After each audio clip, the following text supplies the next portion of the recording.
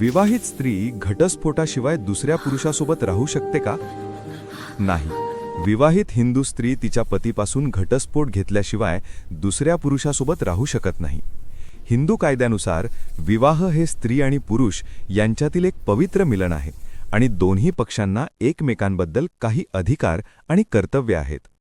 हिंदू विवाह कायदा 1955 अन्वये व्यभिचार हा घटस्फोटासाठी एक आधार आहे आणि भारतीय दंड संहिता 1860 नुसार विवाहबाह्य संस्था हा गुन्हा आहे आणि त्याचे गंभीर परिणाम होऊ शकतात.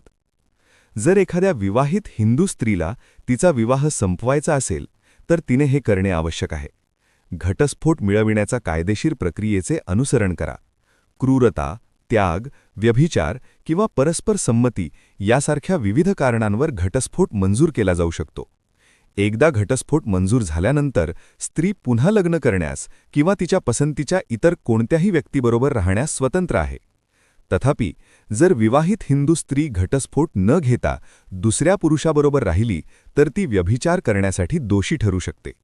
तिचा पती किंवा कोणताही इच्छुक पक्ष तिच्याविरुद्ध हिंदू विवाह कायदा आणि भारतीय दंड संहितेच्या तरतुदींनुसार खटला दाखल करू शकतो, ज्यामुळे कारावास आणि दंड होऊ शकतो.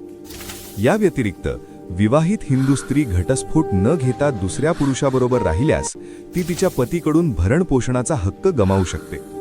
भरणपोषणाचा हा हक्क आपल्या पत्नीला सांभाळणे आणि तिला अन्न, वस्त्र आणि इतर जीवनावश्यक गोष्टी पुरवणे या पतीच्या कर्तव्यावर आधारित आहे.